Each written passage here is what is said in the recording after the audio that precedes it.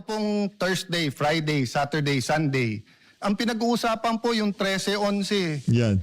Pinag-uusapan fireworks. Pinag-uusapan papalitan. Ako? I'm at your service and I am at your disposal. Nito ho kasing weekend, napakarami yung sinasabi ng mga taga-minority na kesyo Pero ito pong Thursday, Friday, Saturday, Sunday. Ang pinag-uusapan po yung 13-11. Yan. Pinag-uusapan fireworks. Pinag-uusapan papalitan. Ako? I'm at your service and I am at your disposal. Nito ho kasing weekend, napakarami yung sinasabi ng mga taga-minority na kesyo magkakaroon ho talaga ng palitan ng liderato, karoon ng fireworks, kung ano-ano pang kabalbalan. Kaya naman dito sa video na to, sasalansanin na ho ni SP Cayetano yaang mga senador na yan. Pero bago ho yan, isang like at isang subscribe. Masaya na ho tayo dyan. At sa mga gusto sumali sa ating community, yung join button nandyan lang ho sa baba. Yan lang ho ang lagi kong pakiusap sa inyo. Di ho ako nangingi ng pakulay dito, Gcash yan. Hindi ko sinasabing mali yan. Ang sinasabi lang ho natin, hindi ho natin install sa PH update yan. Ito lang ho ang kaisa-isang pakiusap ko sa inyo mga kababayan. Ngayon lang ho ako makikiusap. Ang pakiusap ko ho dito, at itong pakiusap na to, mula ngayon hanggang sa susunod na eleksyon. Para magiging sirang plaka ho ako dito sa PH Update. Pagpasensyahan nyo na ho ako. Dahil alam ko araw-araw may bagong nakakapanood sa mga video natin. Sa gayong paraan, sana tayo ho'y mapagbigyan dito sa ating munting pakiusap na to. Para doon sa mga congressman, kung ang inyong mga congressman isa sa mga bumoto para ma-impeach si VP Sara o umuo sa impeachment na yan para mapunta sa Senado, X na ho sila. Markahan nyo na ho sila, huwag nyo ho silang iboto sa 2028 election. Dahil yung mga yan, hindi ho nila iniisip ang kapakanan nyo bilang mga constituent nila. Ang iniisip lang ho nila, term extension, 20 million, kung ano man ang pabor na makukuha nila sa paglagda nila ng oo sa impeachment ni VP Sara. Direkta ho tayo dito sa pagsalansan nitong si SP Cayetano sa mga walang yang minority ngayong mga panahon na to. Ping Lacson, tutas ho to. Dito kay Kiko Pangilinan, dito mga kapatid na tulpo, makinig kayo dito sa video na to. President, dear colleagues. Let me start with a biblical principle. Kung anong ating itatanim, yan ang ating aanihin. Totoo yan. Baliktarin po natin. Ito po ang ating inaani ngayon. So balikan natin ano ba ang ating tinanim. So allow me to put on record 3 topics. First, ano ba ang karapatan at responsibilidad ng bawat senador? Number 2, when we talk about the dignity ng Senate at yung kasagsagan, kailan ba nag-umpisa yon? And pangatlo, na tingin kong pinaka-importante, ano ba priorities natin and how do we move forward? So, dun muna tayo sa ano ba ang karapatan at responsibilidad ng bawat senador. Gusto ko pong sabihin sa sarili ko at sa bawat miyembro ng Senado na hawak mo yung beat. Mga senador, hawak natin ang beat. Ano po ibig sabihin? Hawak natin ang mic, lalo sa mga panahon na to. Kahit sino po sa atin ang magsalita ay news sa panahon na ito. So kung pipiliin natin ay pag-usapan ay edukasyon, katulad ng sinabi ni Senator Bam sa kanyang vlog, yun po ay mapupunta sa record. Kung pag-uusapan natin agriculture, agricultural smuggling, problema sa taniman ngayon, problema sa fertilizer, pag pinag-usapan po natin yung 7% inflation, pag-usapan natin ilan araw pa ba meron tayong gasolina. At yung po ba ay katulad nung the last 60 days na dagdag ng dagdag o panipis na po ba ang supply worldwide? Pag pinag-usapan natin, fiscal space po natin at dolyar sa peso, hawak po natin ang beat eh. Tayo po ang pwedeng magdikta kung anong pag-uusapan. Pero tignan po natin yung interview since May 11. Dalawa lang naman eh. Paano palitan muli si Alan Cayetano? At pangalawa, bakit bumaksak ang dignidad ng ating Senado. Yan. Okay. I'm talking in general, ha. Pa isa-isa po, may nagsasalita tungkol sa inflation. Kanina lang po, si Senator Raffy Tulfo ay sinabi nga niya na dapat yung mga importante sa ating bayan. Pero eto pong Thursday, Friday, Saturday, Sunday, ang pinag-uusapan po yung 13-11. Yan. Pinag-uusapan fireworks. Naku po. Pinag-uusapan papalitan. Naku. I'm at your service and I am at your disposal. Show me 13 hands or 13 signatures. I will even administer your oath if you want to. Ano po ang nasabi po last week? Bumaksak daw po ang Senado. And alam niyo po, kasundo ko si Senator Win. I wasn't joking. I was making him smile, but I would vote for him. Pero sabi niya kanina, ibalik ang dignidad ng Senado. Okay, I'll take it with good faith. Ang problema, Senator Win, yan ang narrative ng minority. Na simula nung Mayo 11, bumaksak. Sinabi ni Senator Ping, may I allow, and correct me Senator Ping kung mali, sabi niyo yung biruan ngayon, mas mabango pa yung House kaso sa Senate, at usually kasi mas mataas ang Senate. I will take exception to that. Why? Because the Pulse Asia, if I'm not mistaken, in December 2019, when I was Speaker and Senator Soto was Senate President, the Senate was 66% and the House was 66%. When I was Speaker, pareho lang po ang trust rating, ang performance rating ng House at saka ng Senado. Bumaksak po ang Senado nung nagsimula po yung flood control. Dahil po ilan ang binanggit sa minority.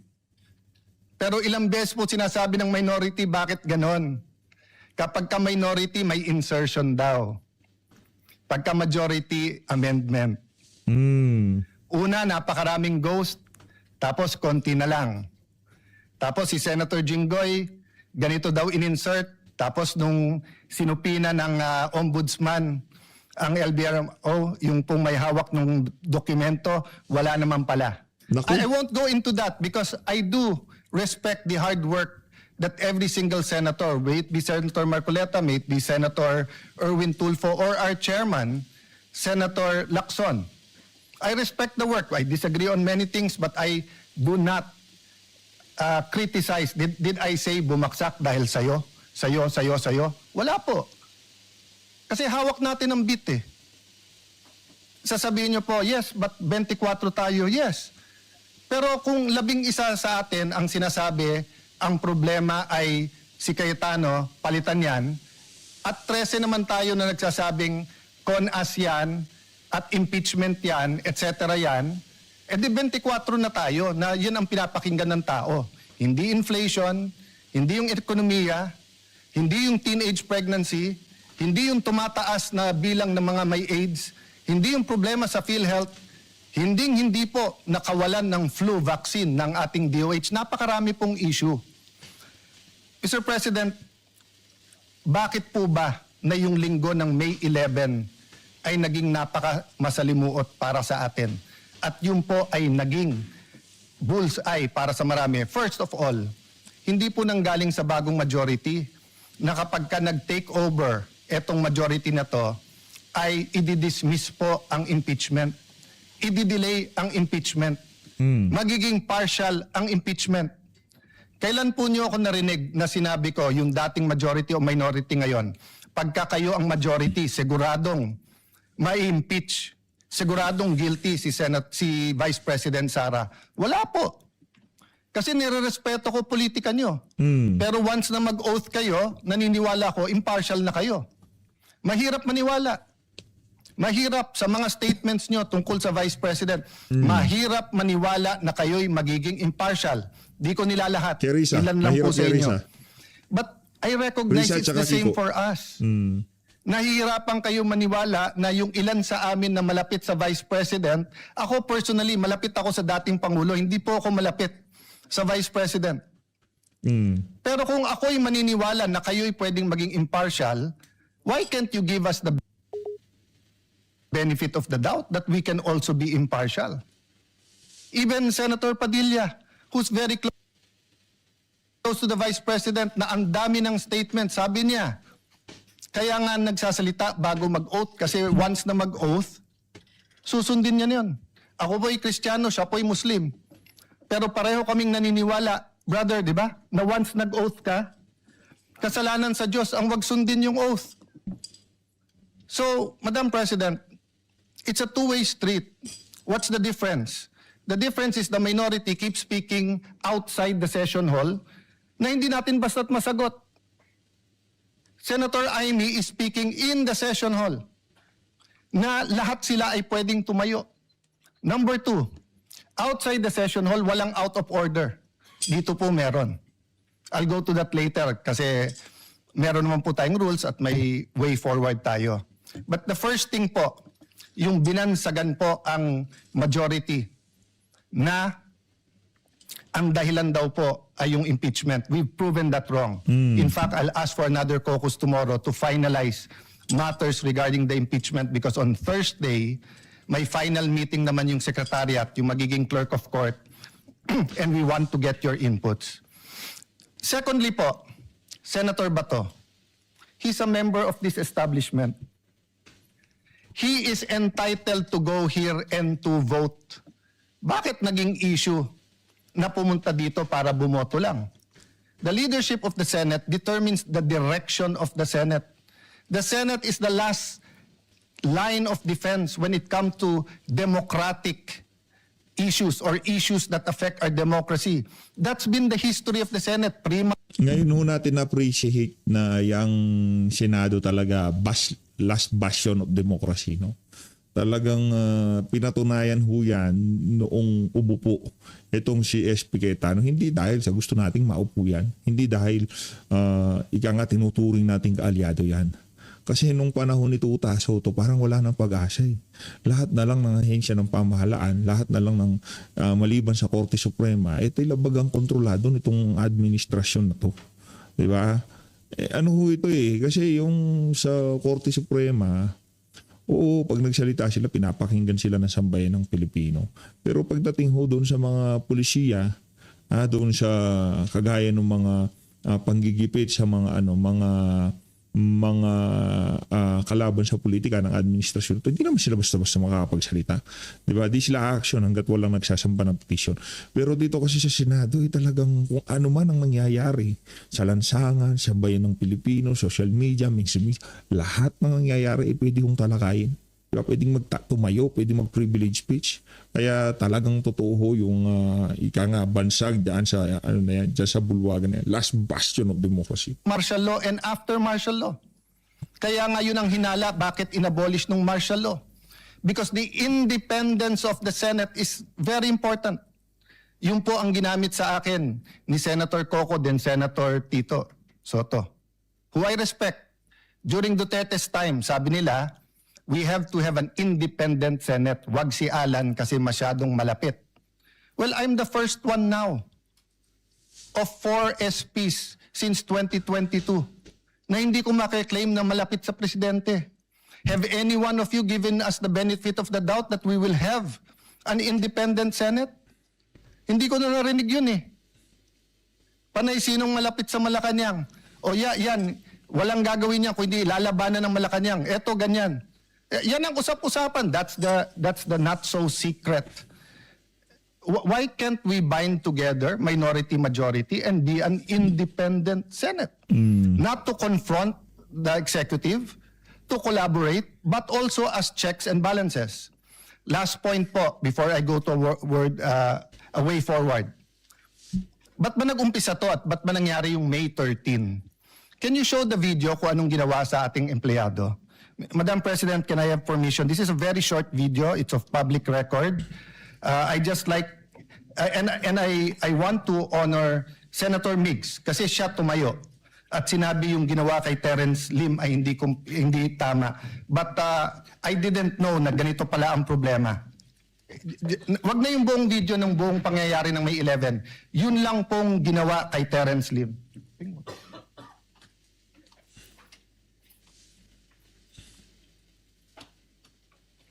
Hindi ko na may pakita ng dire-diretso kasi medyo marahas eh. Marahas eh. Baksak na siya dyan eh. Before that. Yung palabas pa lang. Ayan, yan.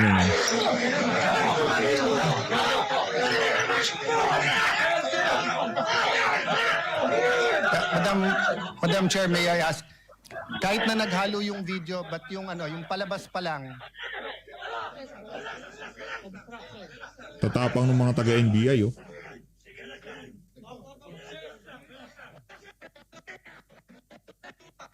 Tatapang ho nila.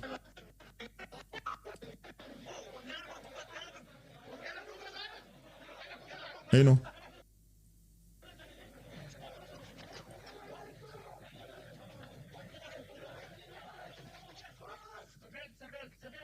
okay, can you, I will say what it is, but can you show the video yung from the start, yung nanggagaling sa loob? Okay, so what happened is that we ordered arrested because they're held in contempt yung mga NBI agents who nakipaghabulan kay Senator Bato.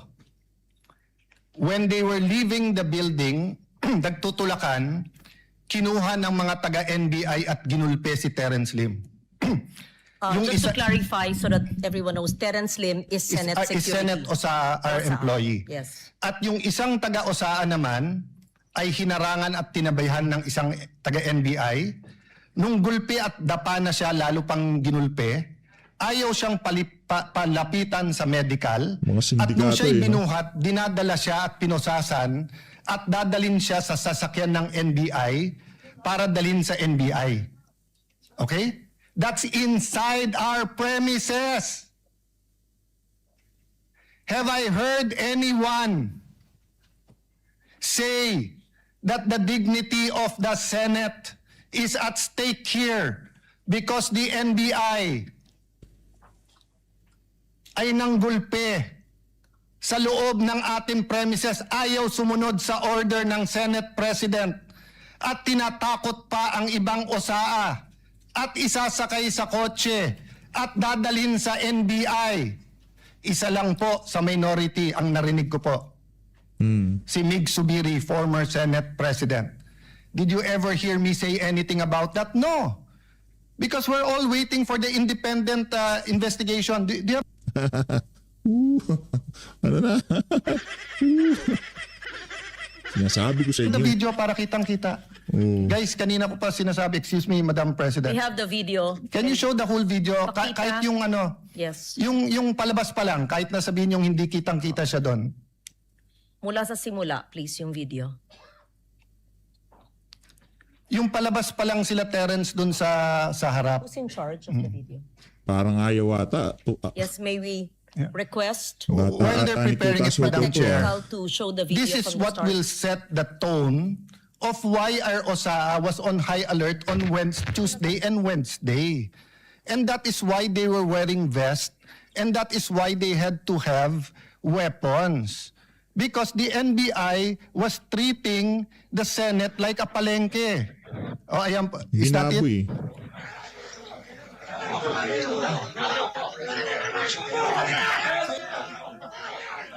Mga kawata, mga utak kriminal eh, no? Mga walang yang to.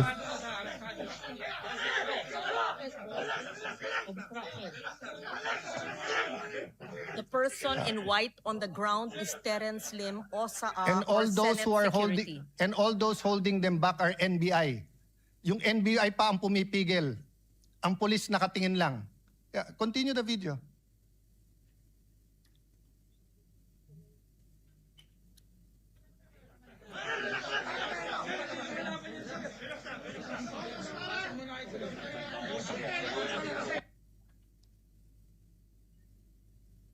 No, show the whole video, yung hanggang Tinanggal binigyan eh. sa kotse. O kaya yung CCTV. Hindi pa nakita nung maraming senador to. Ba't tinatanggal nung nagpe-play? Anong problema?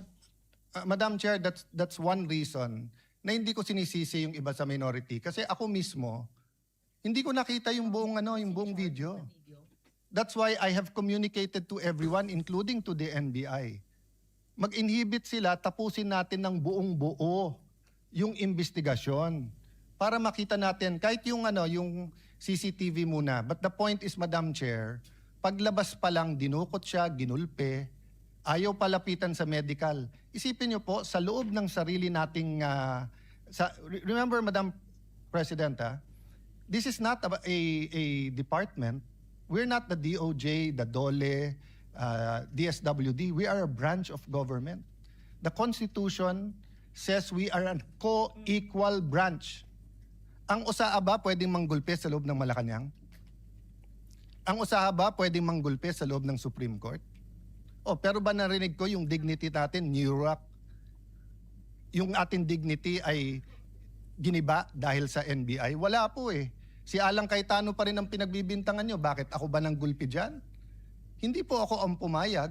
If you see the video, more than 20 agents of the NBI were allowed in on May 11. And we already napagtagpi-tagpi. The OSAA then and the SecGen were meeting.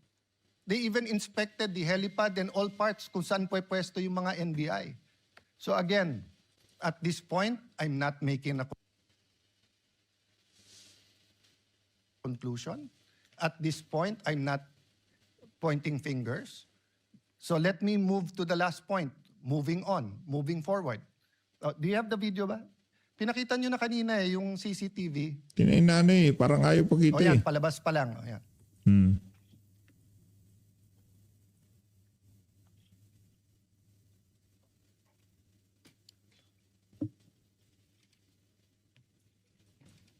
Yung matabang taga-NBI, ayun, oh. Yung kausap nila, Attorney Baligud. Pinapadapa, ano meron?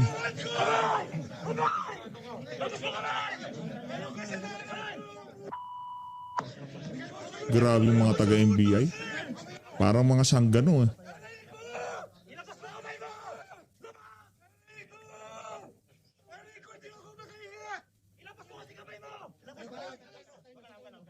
Binubugbog si Terence Lim na OSAA Senate employee.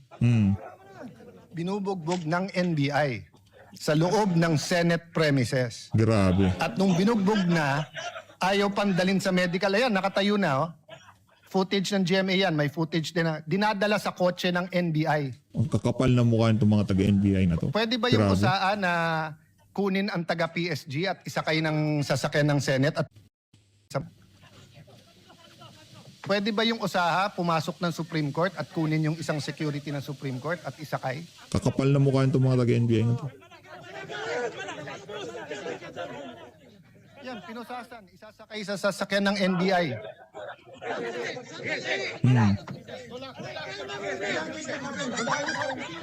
And tingnan nyo sa kaliwa, yung mga taga-NBI, pinipigilan yung ibang usaan na tulungan si Terence. Kaya may mataba. Ito, kung di ako nagkakamali, matabang ito. Teka lang ha. Ito yung isa sa mga, nakausap nitong sila Attorney Levy Baligud. Itong mataba na to. Ito. Ito matabang taga-NBI na to. Malaki pananagutan ho nitong mama na to pagdating ng panahon. Grabe.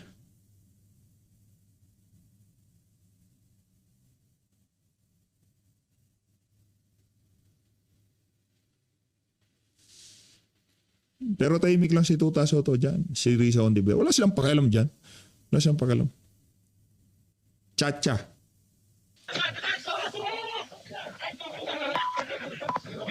Grabe, oh. Madam President, I am 1,000% sure, 10 times over 100% sure, that hindi to inauthorize ni Senate President Soto. In fact, when this happened, ako na ang Senate President. So I'm also 1,000% sure na hindi ko to inauthorize. And if you look at our rules and the Constitution, we have jurisdiction over our premises. So, dun sa nagsasabing hindi inatake ang Senado, sige, nagpipigil na nga ako, hindi na nga ako nagsasalita eh. Pero nakita nyo nangyari yan. So, ano yung context ng CONAS? I don't take it against Senator Soto, Senator Lacson, Senator Bam Aquino, Senator Kiko. They were not senators from 2022 to 2025. When Senator Mig Subiri and the rest of the group had to deal with the PI issue. Okay, that's in the past. So moving na. Okay.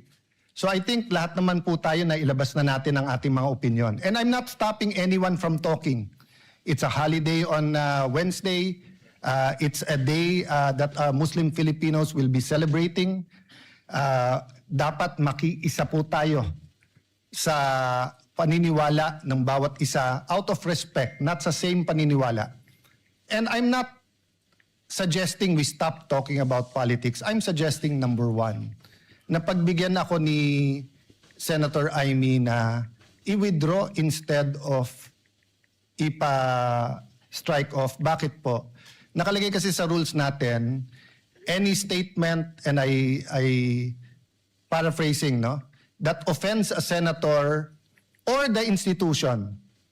No, so theoretically, may sabihin lang aking kaibigan Senator Migs, even if it's correct o hindi. It's the reason for this rule.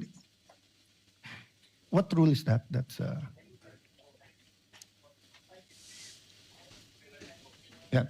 No senator under any circumstance shall use offensive or improper language against another senator or against any public institution.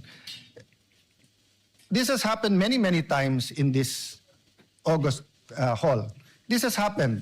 We offended each other. But why do you have this rule? Because we're collegial. The reality is we have to go home tonight upset at each other, but we have to go back tomorrow and work. Yun yung spirit nung sinabi ni Senator Pia na nangamusta ba? Because siguro sa lahat sa atin, bukod sa hindi siya mapolitika, she genuinely treats everyone here as her friend. So when something traumatic happens, many of our kababayans don't know that while myself, Senator Mark, were in my room, Senator Loren, Senator Camille, and Senator Pia, once the security find out na barilan na, rushed into my room, turned off the light, then pushed them into a smaller room, yung banyo. Diba? So, it's traumatic. You may criticize what she said, how she said it, etc. But akala ko ba all feelings are valid? Bakit pag na-trauma yung nasa majority ngayon, mali. Pero pag na-trauma yung minority, okay lang. Diba? I'm talking in general.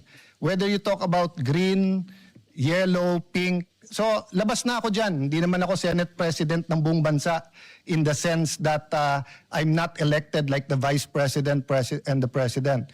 I'm Senate President, but I am the servant leader of the 24 senators, including Senator Bato. I'm here at your service. Kung papayagan ako ni Senator Amy, then I'll ask her to withdraw. Number two, kung papayagan ako ng minority, tomorrow, let's talk about the impeachment, but let's also talk about what are your priorities. What are our priorities? Let's use the last few session days. You want to talk about changing the Senate President? I won't take it against you. It's your right. Pero wag tayo dun sa yung integridad ng institusyon kasi syempre, didepensa kami. Diba? Dahil ang tingin namin, bumaksak na to dati pa. But we're not pointing fingers. Bakit bumaksak? We're just letting history judge it. Sabi po nung iba, fresh start. Bakit? Hindi ba fresh start pagdating ko? Hindi pa nga ako nagsa-start, inuupakan na ako eh. Ganun na. Fresh start ano, Wing Gatchalian? Aso ni Lisa Araneta Marcos ulit? Itong si Chis, hindi na nila yan, kumbaga stray bullet na yun, hindi na nila kontrolado si Chis. Hindi na kagaya dati, wala na nagsaserve ng wine, champagne kay Butodo, hindi na yun nasuma ngayon. Si Win, DSWD sekretary yung kapatid niya si Rex Gatchalian, gusto maging senador nun. Diba? Wala na silang choice. Puro dilawan at mga sinto-sinto yung mga taga-minority ngayon. Anong gagawin nila? Sinong susubo nila? Si Win na lang talaga. Kaso 11 lang sila. Paano ba yan? Nangyari sa SEA Games. when I was Secretary of Foreign Affairs, not a threat, serving everyone, wala akong problema sa SEA Games. As soon as I ran for Congress at sinabing magsi-speaker, kaliwat kanan na yung banat sa akin. But we proved them wrong. Nanahimik kami, overall champion, most number of gold medals, and it launched the careers of many in the Olympics. So again, I can take that attitude. Sa SEA Games, nagpagulpe muna ako. Actually, wala naman akong choice. Pero hindi kami gumante. Bakit? Because in the end, the performance will decide or will dictate whether we were justified or not yung mga pinanggagawa. So the same with me. Judge me as Senate President every single day, every single week. Kung tatagal ako ng 1 month, 2 months, edi for 2 months, 3 months, 4 months, di ba? Pero yung inuunahan, hindi pa nga nag-uumpisa, fresh start na, medyo foul naman yon. Yes, it's political, pero medyo foul naman, di ba? So I guess yun lang naman po ang spirit ng ating mga privileged speech dito na very political. Can we go back and start talking again about health, about education, about that's why we were unanimous in retaining and again putting Senator Win as the chairman of the Protect Committee because he was doing a good job in how the government can help us, no? So again, my speech is not perfect. You want to interpolate me in a later date, etc. But lahat nung nasa minority may tama kayong sinabi kanina. Sabi niyo po, people are watching us. So Senator Amy, the ball is first in your hands. Afterwards, it goes to the minority. Thank you for giving me this. Oh, sandali lang po, Senator Padilla, na hindi ko tataasan ng boses, brother. Ay magsasalita muna daw. Thank you for this opportunity, Madam Chair. Thank you, Senate President. Hindi ba, mahirap yan. Okay lang naman taasan ng boses itong si Senator Robin Padilla kung talagang napaka-passionate ng pinag-uusapan. Pero yung pagtaas ng boses na pwede manghingi ka ng dispensa dahil upa ka nga yan. Alan Cayetano. We recognize Senator Robin Padilla. Yeah. Ginang Pangulo, nais ko lamang pong linawin yung mga napag-usapan kanina. Yeah. Sapagkat kung meron pong isa dito na naniniwala sa charter change, ako po bagong senador pa lang at nangangampanya pa lang, 2010 pa lang, ako po ay pabor na baguhin ang konstitusyon. Kaya po ako ay tumayo sapagkat napag-usapan po kanina na patungkol po doon sa mga nagfa-file. 19th Congress, 20th Congress, may pina-file po ako. Con-con, con-as, ganyan. Kaya po ako, noong tayo po ay naging minority na, nung sila na po naging majority, bago pa lang po ako maging minority, ibinigay ko na po ito kay Senator Kiko Pangilinan. At siya nga po ang naging chairman nito. At ngayon po na bumalik sa akin, gusto ko pong sabihin sa lahat na hindi pa rin po nagbabago ang aking intensyon na paghiringan ito. At katunayan, nangyari po itong ganap na ito. Ako na po ang pinakamasayang tao dito dahil napag-usapan po ang charter change. Inuulit ko po, ako po ay pabor dyan. At ako po ay number 1 na isinusulong ang foreign investment, papasukin dito, parliamentary form of government at federalismo. Wala po akong pinagbago magmula nung kumampanya hanggang ngayon. Ito na po ang pinakamagandang nangyari sa balat ng lupa pag pinag-usapan si Senator Padilla. At sana po, mga ginoong at ginang, napakaganda po ng nangyari na nag-uusap tayo dito sa plenaryo. Dahil itong pangyayari na ito, ibig sabihin, tayo po talaga ay mambabatas. Mas maganda po na dito tayo nag-uusap kaysa parinigan po tayo ng parinigan sa media. Ito na po yung pangarap ko. Ito po yung Westminster na sinasabi. Mag-usap tayo, magdebate tayo. Ito na po yun. Kaya sana, mga mahal kong kasama, tanggapin niyo po ang aking pasasalamat, maging hindi payag, maging payag sa charter change, isa lang ang totoo. Maraming salamat po. Thank you, Senator Padilla. Hay na nga mga kababayan, dito na ho natin tatapusin ang ating reaction video ko. Medyo sa pagsagot na yan, itong si Senator Alan Peter Cayetano sa mga kabalbalan ng mga taga-minority ngayong mga panahon na to. So always, mag-ingat ho kayong lahat. Mahalin natin ang Pilipinas. God save the Philippines. Maraming salamat mga kababayan.